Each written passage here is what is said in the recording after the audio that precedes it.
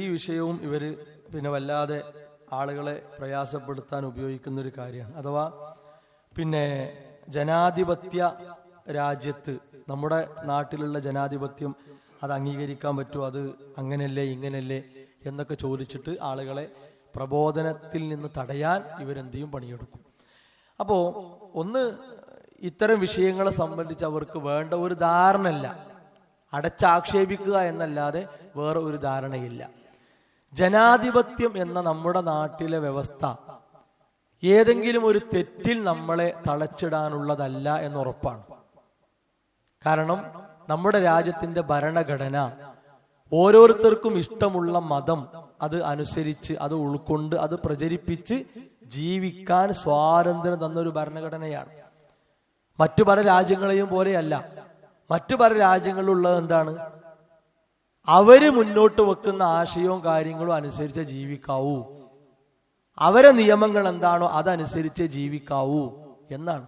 അപ്പൊ നിങ്ങൾ ആലോചിച്ച് നോക്കുകയാണെങ്കിൽ നമ്മുടെ രാജ്യത്ത് ഫാസിസ്റ്റുകൾ എന്തൊക്കെ പ്രശ്നങ്ങൾ ഉണ്ടാക്കാൻ വേണ്ടി നോക്കുന്നു, അതിനെതിരെ എല്ലാവരും ഒറ്റക്കെട്ടായി പ്രതികരിക്കുകയല്ലേ. അവിടെയും അള്ളാഹു നമുക്ക് തരുന്ന ആശ്വാസവും വിജയവും സമാധാനവും ഒക്കെ എത്രയാണ്. ഇങ്ങനൊക്കെ ഉണ്ടായിട്ടും നമുക്ക് ദീനിയായ കാര്യങ്ങൾ അനുസരിച്ച് മുന്നോട്ട് പോകാനും മറ്റും സാധിക്കുന്നു എന്നത് വലിയ നിഅമത്താണ്. ഇവിടെ ഇവർ തെറ്റിദ്ധരിപ്പിക്കുക എന്താ അറിയോ, അള്ളാഹുവിന്റെയും അള്ളാഹുവിന്റെ ദൂതരുടെയും വിധിക്ക് എതിരായിട്ടല്ലേ ഈ സ്വഭാവം എന്നാണ്. ഇത്തരം പ്രവണതകളൊക്കെ ഇസ്ലാമിന്റെ മതവിധികൾക്ക് എതിരല്ലേ എന്നാണ്. എങ്ങനെ മതവിധികൾക്ക് എതിരാകുക? മതവിധികൾക്ക് എതിരാകണമെങ്കിൽ എന്ത് വേണം? അള്ളാഹുവിന്റെ ദീൻ പഠിപ്പിച്ച ഒരു വിധിക്ക് എതിരായി നമ്മൾ ഈ വിധിയെ സ്വീകരിക്കണം. അങ്ങനെ എവിടെയെങ്കിലും ഉണ്ടോ? ഇല്ല. ഇസ്ലാം നമുക്ക് കള്ള് ഹറാമ് എന്ന് പഠിപ്പിച്ചതാണ്. ഇവിടെ കള്ള് കുടിക്കുന്ന ആളുകൾക്ക് സ്വാതന്ത്ര്യമല്ലേ? എല്ലാ മുസ്ലിങ്ങളും കള്ളു കുടിച്ചേ ഇവിടെ ജീവിക്കാൻ പറ്റുള്ളൂ എന്നിവിടെ ആരെങ്കിലും പറയുന്നുണ്ടോ? ഇല്ല. നിസ്കരിക്കണ മുസ്ലിങ്ങൾ ഇവിടെ ഉണ്ടാകാൻ പാടില്ല, നിസ്കരിക്കാത്ത കുറെ മുസ്ലിങ്ങളുണ്ട്, അതുകൊണ്ട് എല്ലാ മുസ്ലിങ്ങളും നിസ്കരിക്കാതിരിക്കണം, അതാണ് ഈ രാജ്യം പറയുന്നത് എന്നെവിടെങ്കിലും ഉണ്ടോ? ഇല്ല. അപ്പൊ എവിടെയാണ് അള്ളാഹുവിന്റെയും അള്ളാഹുവിന്റെ വിധിയെയും മാറ്റിവെച്ചുകൊണ്ട് ജനാധിപത്യ കാര്യത്തിന് തലവെച്ചു കൊടുക്കുന്ന രീതി എവിടെയുള്ളത്? അതിന്റെ ആവശ്യം ഇവിടെ ഇല്ല. കാരണം ആ നിലക്കുള്ള ഒരു വ്യവസ്ഥയാണ് അല്ലാഹു സുബ്ഹാനഹു വ തആല നമുക്ക് തന്നിട്ടുള്ളത്. ഇവിടെയും സുലൈമാൻ അർ-റുഹൈലി ഹഫിളഹുല്ല പറഞ്ഞ ഒരു കാര്യം പ്രത്യേകം പറയാം. അദ്ദേഹം പറയുന്നു, പിന്നെ അയ്യജിദൽ ഹുക്മ ബിൽ ഖവാനീനി ഖായിമൻ ഫിൽ ബലദ്, ഒരു നാട്ടിൽ നിലനിൽക്കുന്ന നിയമങ്ങൾ വലൈസ ഫീഹി തഹകീം ലി ശറഇല്ല വഇന്നമാ ഫീഹിൽ ഖവാനീൻ അൽ വളഇയ്യ അൽ മുഖാലഫ ലി ശറഇല്ല വയസുന്നു മിസ്ലുഹാ സവാഅൻ കാന ഫർദൻ ഔ കാന ഹൈഅതൻ കൽ ബർലമാൻ. ബർലമാൻ പോലെയുള്ള പാർലമെന്റ് പോലെയുള്ള കാര്യങ്ങൾ, അവിടെ പല വിധികളും പല നിയമങ്ങളും മറ്റു കാര്യങ്ങളും ഒക്കെ ഉണ്ടാകും. അതിലധികവും അള്ളാഹുവിന്റെ ശറഇലുള്ളതിന് എതിരാകും. ഇപ്പൊ ഇവിടെ നോക്കൂ നിങ്ങൾ, പല ആളുകൾക്കും പിന്നെ വസ്ത്രം പോലും വേണ്ട എന്ന നിലക്ക് വാദിക്കുന്ന ആളുകളുണ്ട്. അതേപോലെ ആണ് പെണ്ണ് വ്യത്യാസം വേണ്ട, എല്ലാം ഒന്നായിക്കോട്ടെ എന്ന് വാദിക്കുന്ന ആളുകളുണ്ട്. ആണും പെണ്ണും ആണും കല്യാണം കഴിച്ചോട്ടെ, പെണ്ണും കല്യാണം കഴിച്ചോട്ടെ, അങ്ങനെയൊക്കെ വാദിക്കുന്ന ആളുകളുണ്ട്. അതിനൊക്കെ നിയമം വേണം എന്ന് വാദിക്കുന്ന ആളുകളുണ്ട്.